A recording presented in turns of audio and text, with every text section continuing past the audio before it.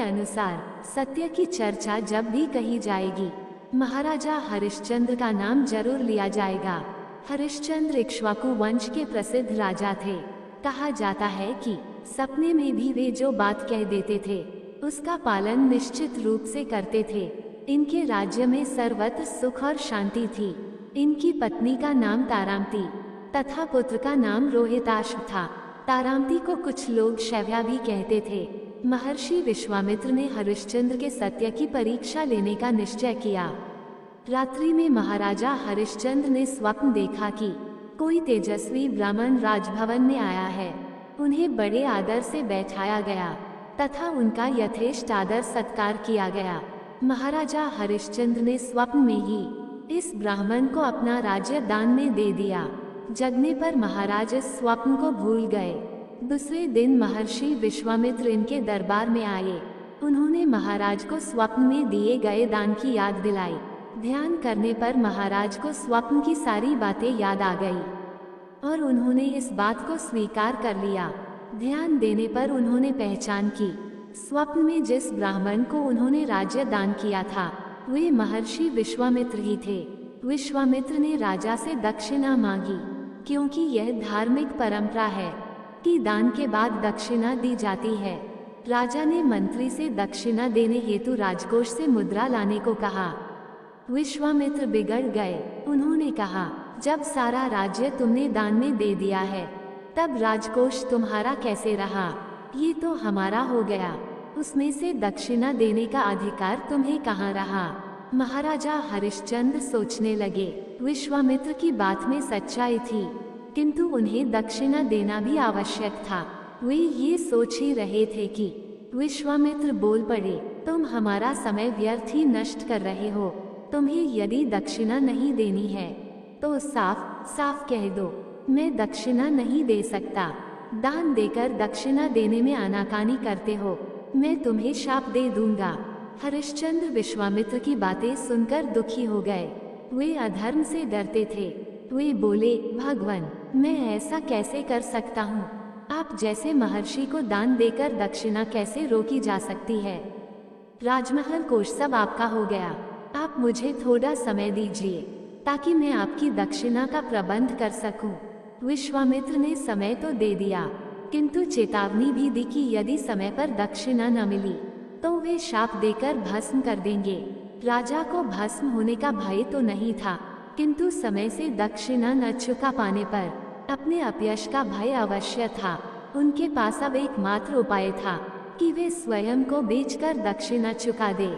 उन दिनों मनुष्यों को पशुओं की भांति बेचा खरीदा जाता था। राजा ने स्वयं को काशी में बेचने का निश्चय किया। वे अपना राज्य विश्वामित्र को सौंपकर अपनी पत्नी व पुत्र को लेकर काशी चले आए। काशी में राजा हरिश्चंद्र ने कई स्थलों पर स्वयं को बेचने का प्रयत्न किया, पर सफलता न मिली। सायंकाल तक राजा को शमशान घाट के मालिक डोम ने खरीदा। राजा अपनी रानी व पुत्र से अलग हो गए। रानी तारामती को एक साहूकार के यहाँ घरेलू काम काज करने को मिला और राजा को मरघट की रखवाली का काम। इस प्रकार राजा ने प्राप्त धन से विश्वामित्र की दक्षिणा चुका दी। तारामती जो पहले महारानी थी, जिसके पास सैकड़ों दास दासियां थी, अब बर्तन मांजने और चौका लगाने का काम करने लगी।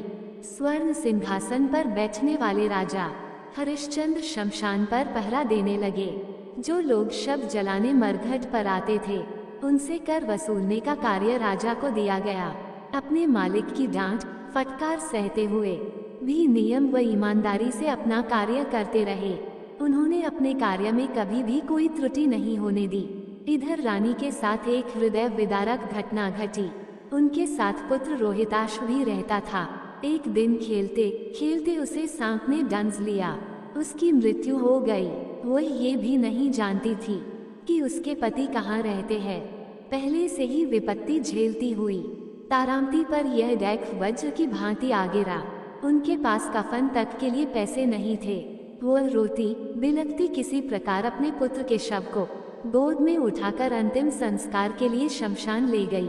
रात का समय था। सारा शमशान सन्नाटे में डूबा था। एक दो शव जल रहे थे। इसी समय पुत्र का शव लिए रानी भी शमशान पर पहुंची।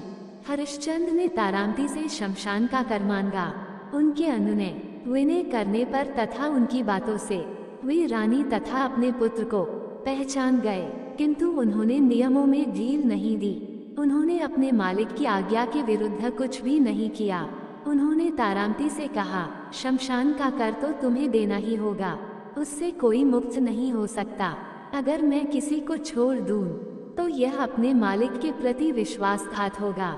उन्होंने तारामती से कहा, अगर तुम्हारे पास और कुछ नहीं है तो अपनी साड़ी का आधा भाग फाड़ कर दे दो, मैं उसे ही कर में ले लूंगा। तारामती विवश थी। उसने ज्यों ही साड़ी को फाड़ना आरंभ किया, आकाश में गंभीर गर्जना हुई। विश्वामित्र प्रकट हो गए। उन्होंने रोहिताश्व को भी जीवित कर दिया। विश्वामित्र ने हरिश्चंद्र को आशीर्वाद देते हुए कहा, तुम्हारी परीक्षा हो रही थी कि तुम किस सीमा तक सत्य एवं धर्म का पालन कर सकते हो। ये कहते हुए विश्वामित्र ने उन्हें उनका राज्य ज्यों का त्यों लौटा दिया। महाराज हरिश्चंद्र ने स्वयं को बेचकर भी सत्यव्रत का पालन किया।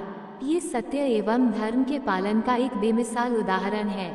आज भी महाराजा हरिश्चंद्र का नाम श्रद्धा और आदर के साथ लिया जाता है।